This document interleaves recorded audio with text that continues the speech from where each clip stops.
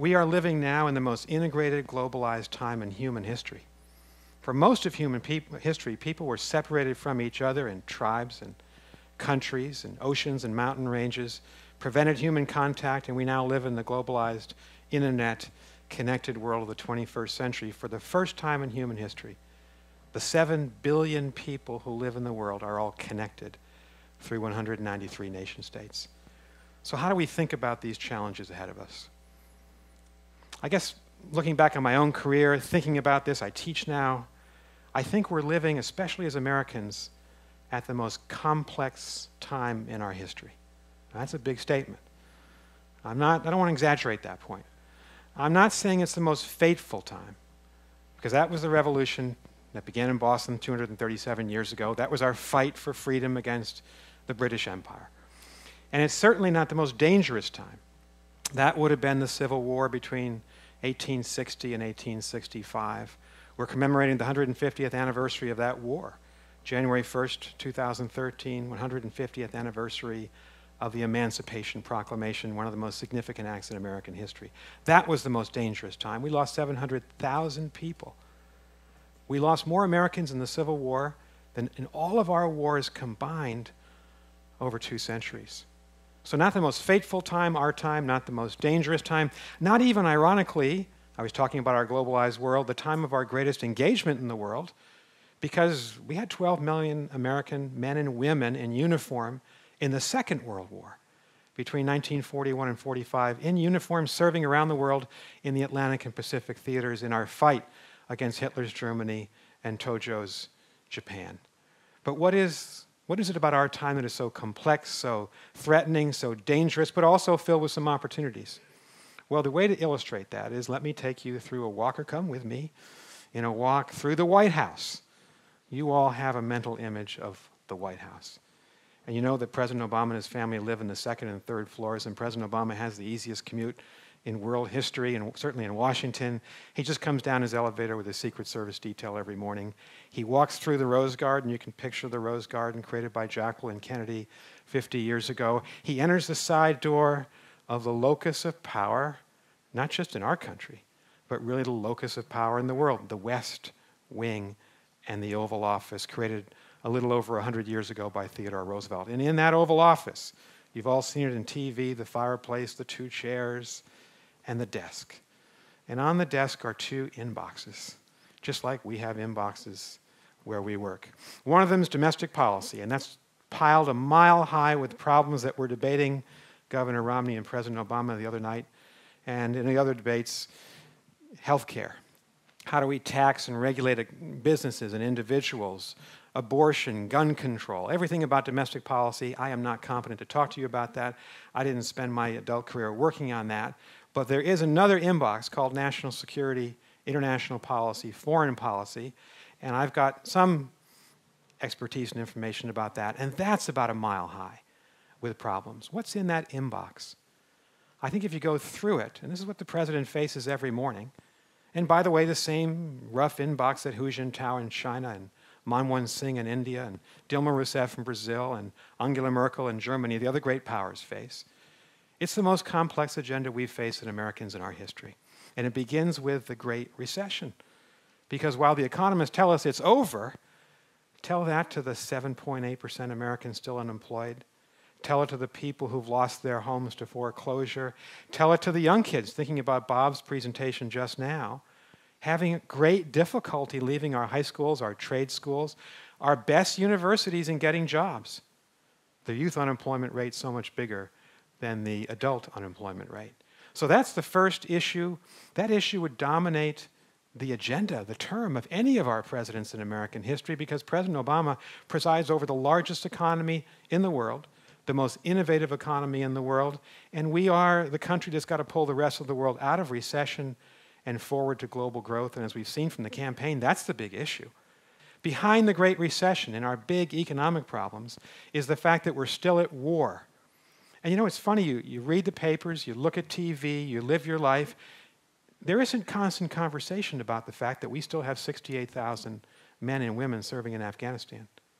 And we're going to keep on present levels those 68,000 people there for a long time until the president whomever we elect on November 6th decides we're going to draw them down. The other night they both said they'd have us out, most of our forces, by 2014. What neither of them said is that both of them are considering leaving what we call a residual force, a small group of soldiers, 5, 10, 15, 20,000 soldiers, to continue to fight al-Qaeda, the Haqqani network, and the other terrorists on the Afghan-Pakistan border. So we're not out of Afghanistan, and we just got out of Iraq, and we've just finished a decade, from 9/11 to 2012, the longest period of war in American history.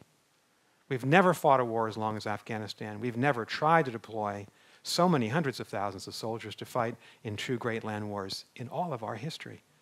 So the Great Recession, the war in Afghanistan, our recent liberation from Iraq, what else is in that foreign policy inbox on President Obama's desk? Iran and North Korea. They just happen to be in the two most vital parts of the world for the United States, Iran in the Middle East, North Korea in East Asia. Iran seeking a nuclear weapons capability, which, if they achieve it, would threaten the existence of the State of Israel, threaten all the moderate Arab countries, particularly the important countries of the Gulf, Saudi Arabia, the United Arab Emirates, Kuwait, Bahrain. And Iran is steaming towards that nuclear weapon, and we've got to figure out a way to stop them. Will we stop them in 2013 by diplomacy, by sitting down with them, by trying to see if there's some kind of compromise that might prevent them from getting a nuclear weapon? I'm in favor of that. Or are we going to resort to war? Or will Israel get ahead of us and strike on its own and drag us, perhaps, into a third land war in the greater Middle East in the last decade? The stakes are very high in Iran. In North Korea, even more harrowing. I don't know if you know who's now running North Korea after the death of Kim Jong-il. It's the third son, previously unemployed, no management experience, 28 years old. He comes from a gangster, mafia-type family. That's the only way I can describe the North Korean dictatorship. And he's now the proud owner and possessor of nuclear weapons. Doesn't really make you feel confident about the world when you get up in the morning. So the recession, our economic problems, the war problems we have, Iran and North Korea, and we're just getting started in this inbox. Because behind that, of course, is the Euro debt crisis. Now, that may sound like an abstract crisis, but consider this. Europe's our largest trade partner. Europe's the largest investor in our country. Dollars and euros being invested in our businesses to hire Americans and to make our companies grow. And Europe has the largest collection of American allies in the world, 26 European allies in NATO. And so what happens in the Euro debt crisis really matters to us. I've been to Europe twice in the last month. People are very worried there, economists, officials, citizens, that they might go into a double-dip recession. And should they go into a double-dip recession, that'll knock at least a percentage point off our gross domestic product, our economic growth rates here in the United States as we try to drive ourselves out, lift ourselves out of our own economic recession. You've got that problem, and then, of course, you have the Arab revolutions. The Arab Spring, as people call it, the Arab uprisings. And that's difficult for us to get our arms around. It's 22 different Arab countries, all in a state, say, on 22 different train tracks of fermentation, of revolution, deeply rooted social change, some of it very positive. You'll remember January 2011, all those idealistic, hopeful young people in Tahrir Square in Cairo saying, give us some of the freedom that's been denied to us by our dictators over the last 50 or 60 years. You know, there have been free elections in Egypt, Tunisia, and Libya that have produced moderate governments who are talking to us, who work with us. That's worked out pretty well. But on the other end of the Arab world, you've got Syria, in open civil war between a despotic government and very brave rebel groups, 30,000 people dead in a year and a half in that civil war. Civil war in Yemen as well. So we're seeing the good and bad in the Arab revolutions. And I haven't even gotten to the heart of President Obama's inbox. Because the issues that I experienced, particularly in the latter part of my career, working for President Clinton and President George W. Bush, are the transnational issues. You know, the issues that affect every single human being. And that's the first time in history that's happened, that everyone's being affected by the same forces. The issues that are going under our borders and over our borders and right through our borders, like climate change and like trafficking of women and children, and drug and crime cartels that are on the streets of all of our cities in the United States, highly organized, preying on our young kids. And by the way, they're all over the world. And these transnational problems include the threat of pandemics and world food shortages. It's a very difficult set of issues, and it includes the nightmare issue that I think is probably the greatest threat to all of us as human beings. They ask presidential candidates, what's the worst thing that could happen? Well, the worst thing that could happen was that a terrorist group like Al-Qaeda could get its hands on weapons of mass destruction.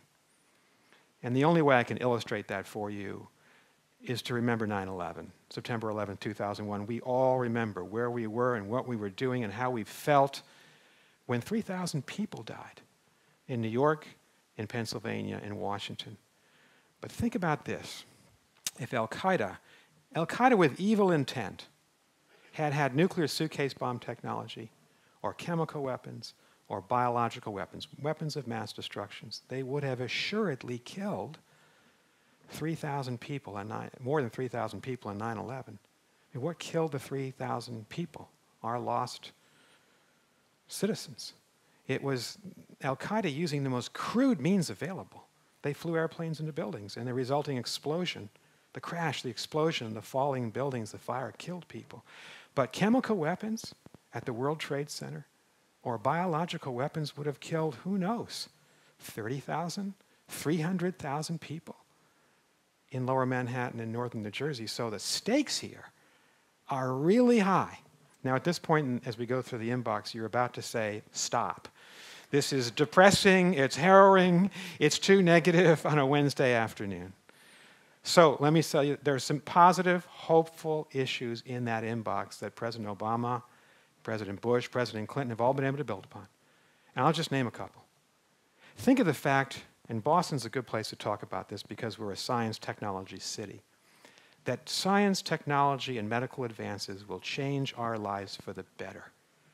Think of the power of overcoming cancer. Think of what the Bill and Melinda Gates Foundation have done to help reduce the incidence of HIV/AIDS and treat people who are HIV/AIDS positive. And what the United States government with NGOs are doing to cut into malaria incidence rates in places like sub-Saharan Africa. That's a powerful, positive agent of change that our younger generation can embrace for the future. Here's a second one. Poverty rates are falling all over the world. There are 7 billion people in the world.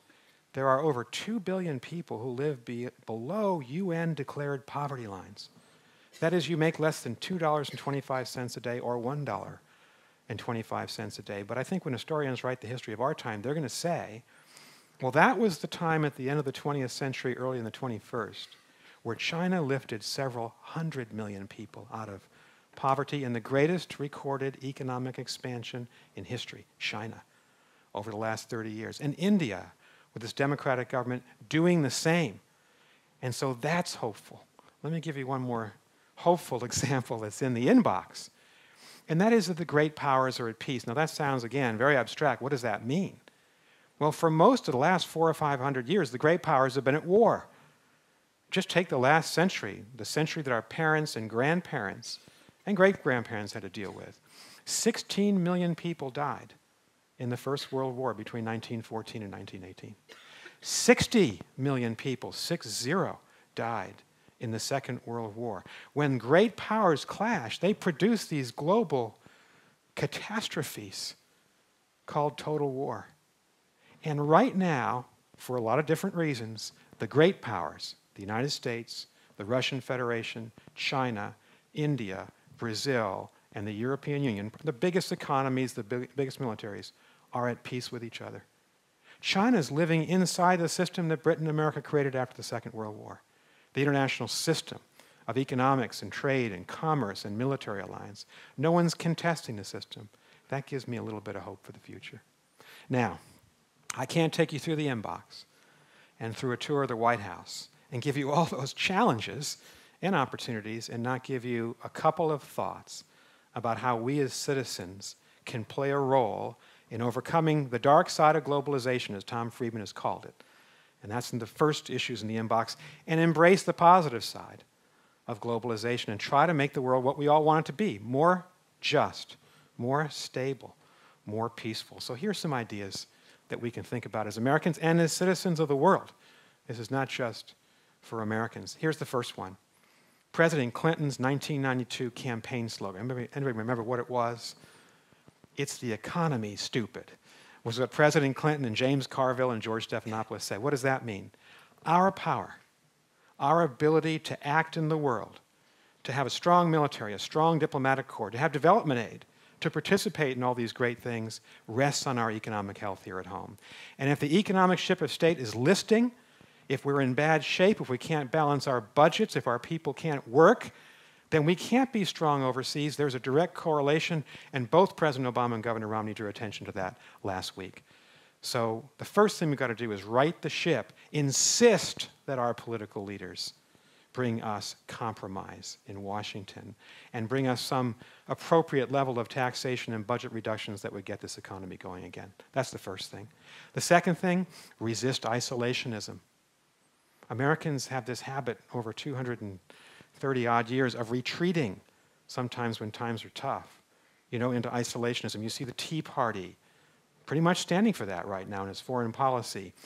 It might have made sense for 1812 in a world that was not globalized, but 2012, when so many of our jobs depend on exports, when we are so united around the world, we need to be engaged in the world and resist isolation. And third, and here's my final message, remember two words in the English language that have always motivated Americans and animated us and really brought out the best in us.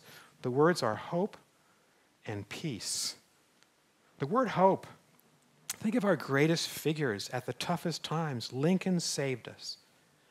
He preserved the Union.